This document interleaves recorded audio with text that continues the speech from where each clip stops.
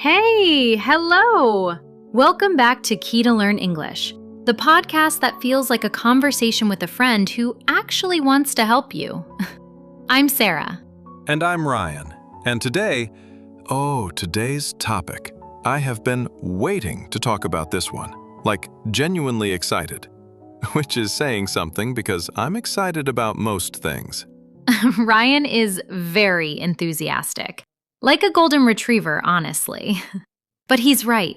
Today's topic is one that so many of our listeners ask about. We see it in the comments all the time. All the time.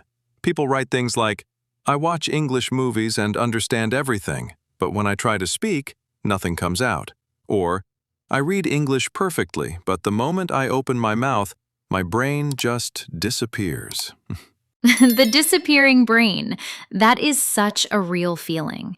And today, we are going to talk about exactly why this happens. What's going on in your brain, why it's not your fault, and most importantly, what you can actually do about it. So, if you're driving, walking, cooking, whatever you're doing, stay with us. Today's episode might just be the one that changes how you see your English journey. Big promise, I know, but we mean it. We really mean it. Okay, let's go. Okay, Sarah, let's start with the big question. Why? Why does this happen? Why can someone watch an entire English movie, understand the jokes, understand the story, understand the emotions, and then 5 minutes later, not be able to say a simple sentence? Such a good question. And the answer is actually kind of fascinating. So, our brains have two different skills when it comes to language. There is receptive skill and there is productive skill. And these are two very different things. Receptive and productive. Okay, let's break that down for our listeners. Receptive. What does that mean exactly? So receptive means receiving language.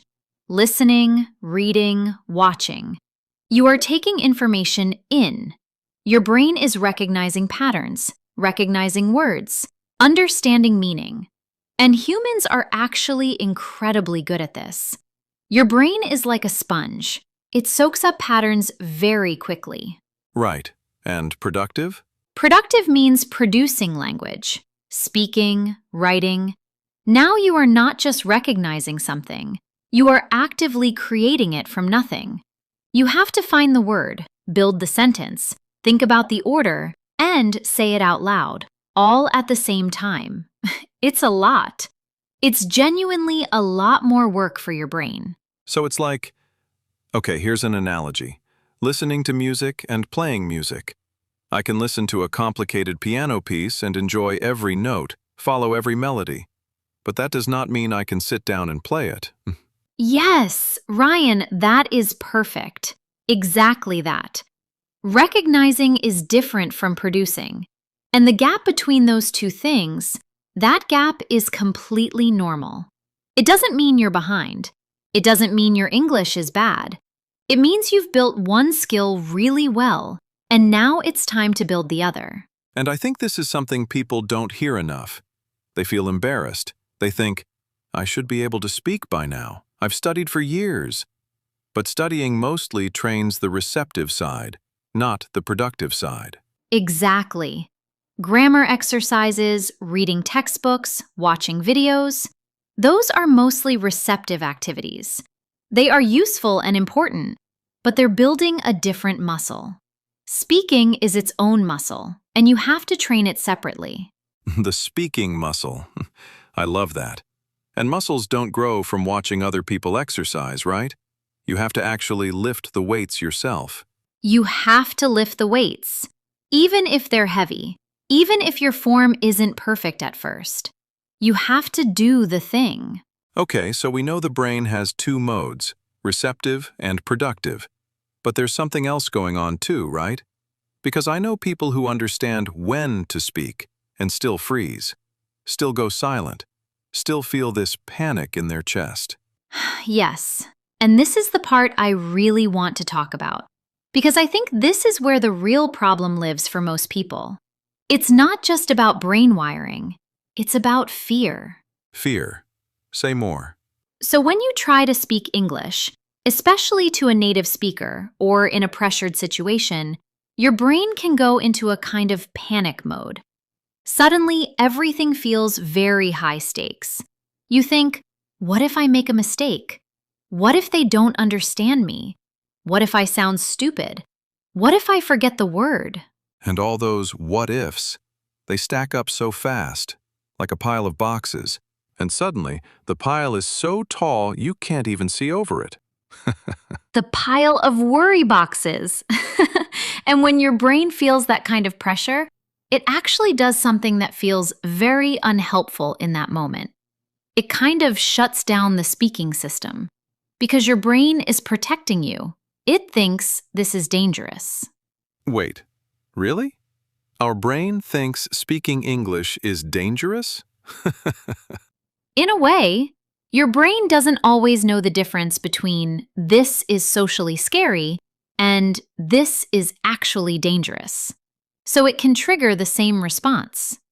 Your heart beats faster, your mind goes blank, you forget words you know perfectly well. That's not stupidity, that is stress. That's such a relief to hear, actually, because I remember so clearly, early in my English journey, I knew a word. I had studied it, I'd seen it, I could recognize it in a sentence. But the second someone asked me a question and I needed that word, gone, vanished, like it never existed. Gone. And it's so frustrating because you know it. You're thinking, where did you go, word? And the harder you try to find it under pressure, sometimes the further it hides. So what's the solution? How do you calm the alarm system down? The number one thing, and this sounds almost too simple, is to lower the stakes. In your own mind, change the story you're telling yourself about what speaking English means. Change the story. Okay, what does that look like in practice? So instead of thinking, if I make a mistake, this will be embarrassing, try thinking, every time I speak, I'm practicing. Every mistake is information. Instead of, I must sound perfect, try, I just need to communicate. Getting the message across is enough.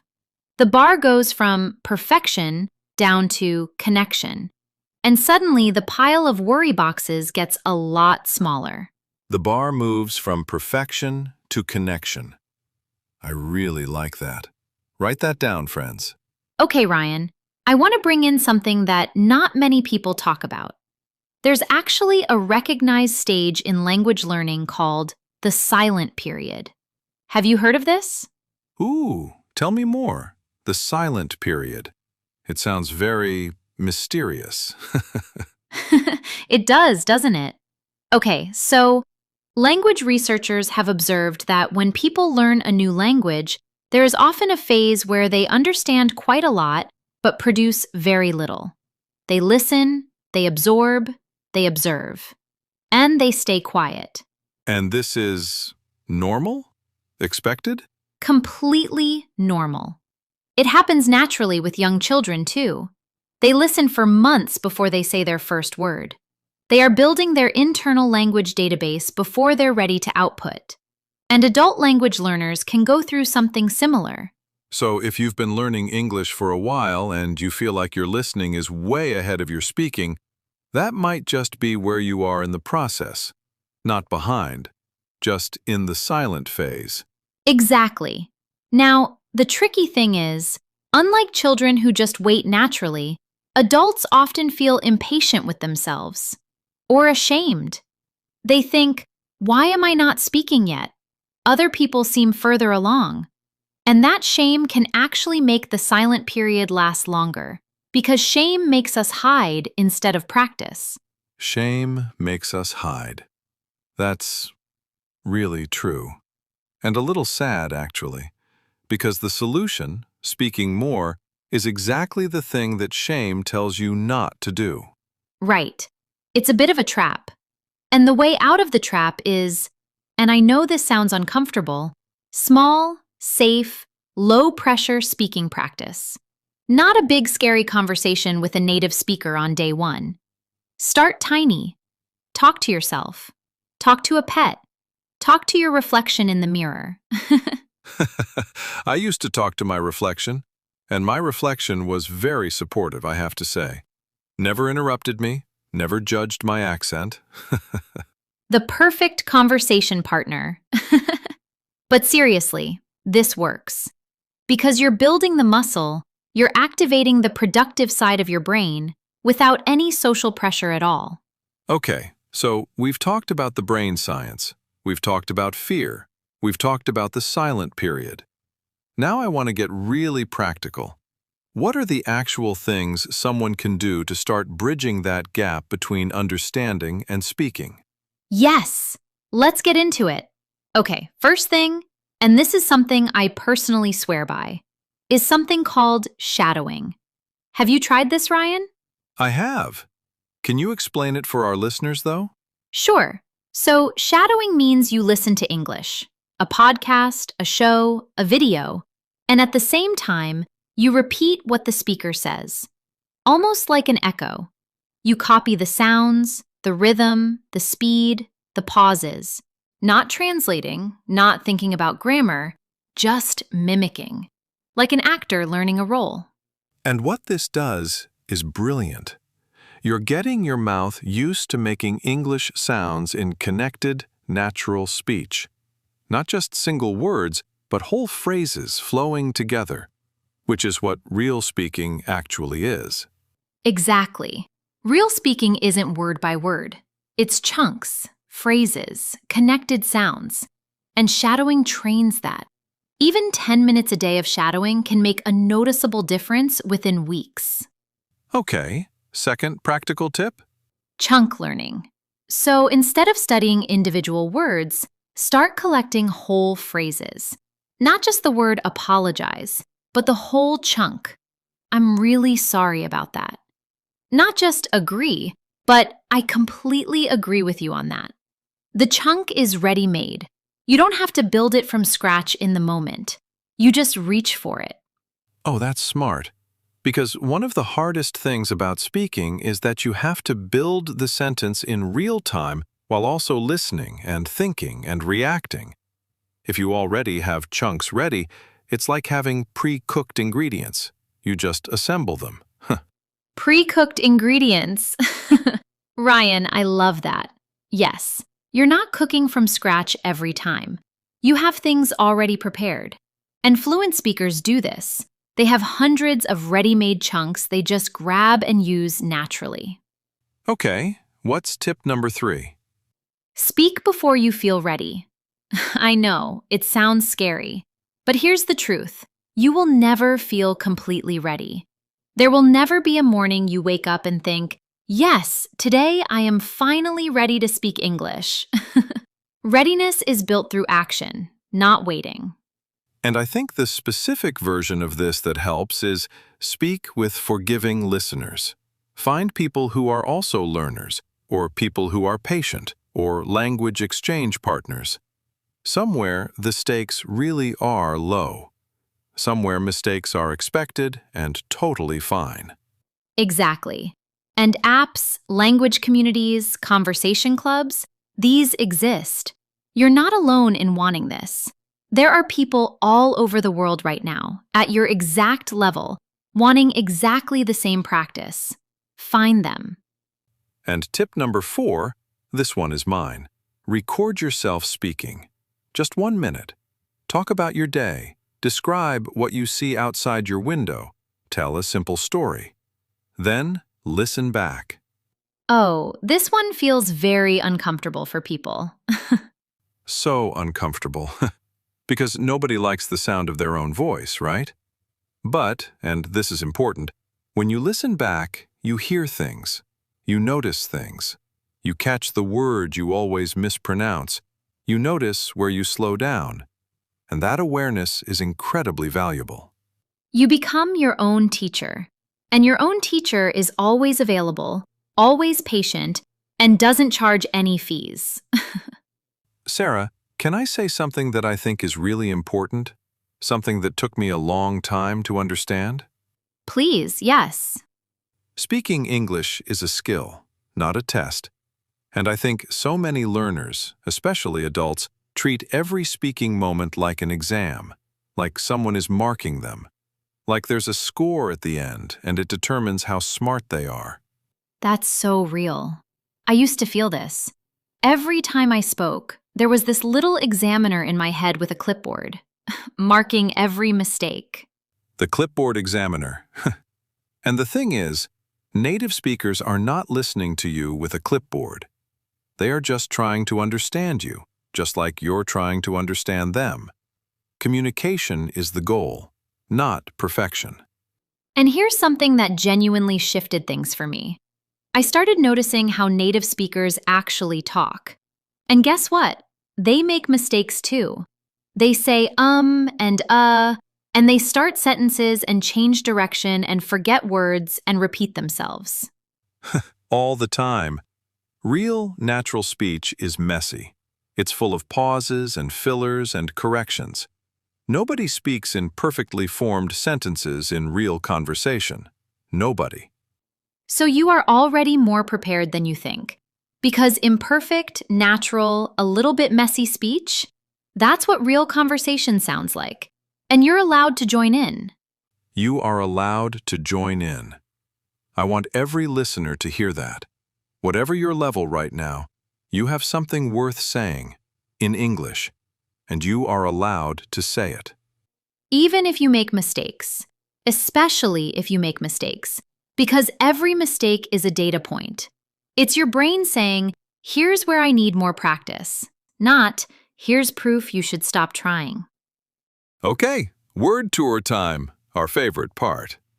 We're going to walk through the key expressions from today's episode, nice and clearly, so they really stick. And remember, you don't need to memorize all of these right now. Pick one or two that really spoke to you today, and try to use them this week. First expression, receptive skill. The ability to understand language through listening or reading. You receive it.